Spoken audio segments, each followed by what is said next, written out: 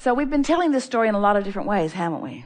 We say, you are much more than you know in these physical bodies, and that non-physical part of you remains non-physical, even though a part of you is focused here. And while you're focused here, you're sifting and sorting and knowing what you don't want and knowing what you do want. And every time you define something that you do want, even in the throes of knowing dramatically what you don't want, in other words, you never know more clearly what you do want than when you're living what you don't want. So as you're exploring that buffet and knowing what you don't want, you are sending out a powerful rocket of desire that speaks with great specifics about what you do want. And that rocket of desire is known and held by the larger part of you as a vibrational touchstone, as a place marker, as a placeholder, as a space holder. In other words, once you expand, the source within you takes the expansion and holds it steadily for you and beams it back as a signal that you can feel in every moment. So once you've asked for something, vibrationally speaking, it is done because the larger part of you is already living it. And that's why when you focus in opposition to it, you feel lonely, fearful, worried, because you are in that moment of your physical discomfort, depriving yourself of the vibrational alignment with something that you ask for, and more important, something that you largely are. So when you start saying, oh, these bumps along the road that I'm feeling matter, when I feel negative emotion, it matters. It's an indication to me that I could focus myself into alignment if I cared about alignment. Do you? Do you care about alignment? Do you care about your clarity? Do you care about this moment in time being all that it can be? There have been many teachers that have been talking about being present in the moment. It was the thing that Jerry was most excited about as he was reading the Seth material. Two things. You create your own reality. He said, huh? How can that be? I create my own reality I want to know more about. So we spent many, many years talking about that. Your point of power is in the present, Seth said. Jerry wanted to know about that. What does that mean? And what it means is, here you are, right here and now, with the ability to focus. And when you do, one of two things is happening, and not much gray area in between, really. In your focus, you're focusing in a way that includes the whole of you, or you're focusing in a way that excludes.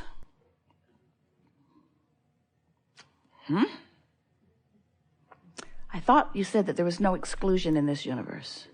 I thought you said that it was all about attraction. Well, it's all about choosing a frequency that will bring something to you. In other words, if you are including who you are, then you are leaving out who you aren't. And if you are including who you aren't, then you're leaving out who you are. In other words, you get to be the vibrational chooser of what you set as your vibrational tone, which then law of attraction responds to, which equals the life experience of this moment in time. You got that, didn't you? It's really fun talking with you, because we can feel that even though we are out here in a new leading edge place, that there's enough that you're hearing that is familiar to you, that even though we're reaching into these new places, you're coming right along easily because you're tuned into who you are. And when you're tuned into who you are, all of this makes perfect logical sense, doesn't it? You know that you are the creator of your own reality. You know that you are. You know that you are. Do you believe that you are a good focuser? Do you want to be a good focuser? So which of those thoughts was a better thought for you to focus on? I am, or I would like to be. Now, if you already are, and you know it, then I am is the better thought for you. It's specific enough. Say that in a different way. It's specific, but you are aligned enough to keep up with it. But if it was more specific than you're ready for, what does it do to you? It enhances doubt rather than belief, doesn't it? So this is the process of bringing yourself into alignment with who you are. You're reaching for the thought of greatest alignment to which you have access right now. Another way of saying that is, you want to find the best feeling thought that you can find and practice it long enough that you learn the steady vibrational grid of that. So let's say you start with something really general, and it feels pretty good because you've stayed in a nice, safe, easy to feel good place. And you focus there, and then law of attraction brings you more things like it until something comes that challenges that belief. What happens to your emotion when something comes that challenges your belief? You feel those bumps on the side of the road. You feel some wariness. You feel some concern. You feel some doubt. You feel some guilt. You feel some self-criticism. You feel something that doesn't feel so good. So then what do you do? What would be the wise thing to do? Do you plow ahead? Do you dig in? Do you condemn your stupidity and make it happen anyway? Do you wrestle it to the ground? Do you try to make them behave even though they clearly have no intention of doing so? Or do you step back into the place as quickly as you can that felt good right before it didn't feel good? Doesn't that seem logical? Now, you could change the subject altogether and you'd feel a little better, but you have to remember you're leaving your grid on every subject right where you last left it.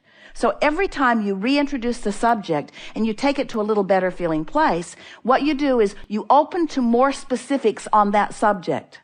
And the more specifics you open to, the more powerful your creation. But even more than that, the more specifics you open to while you're in alignment, the more powerful and worthy and loved and blessed you feel. And friends, we've been watching you for a long time, and that's what you're going for. That's what you're looking for.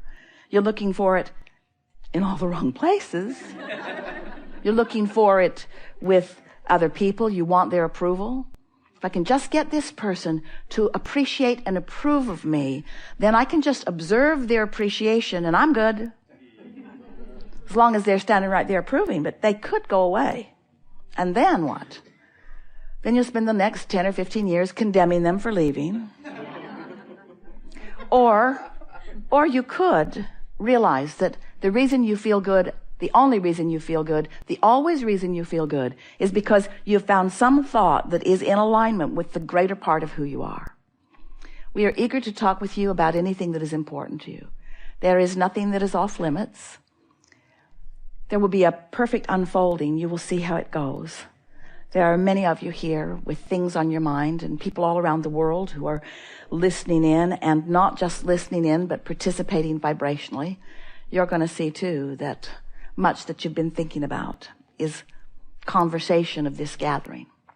And for us, we want to say to you that there is no place that we would rather be than present in your moment with all the specifics that you've stirred up that have led to culminations that we have realized and are holding the place marker of, watching you come into alignment with your creation.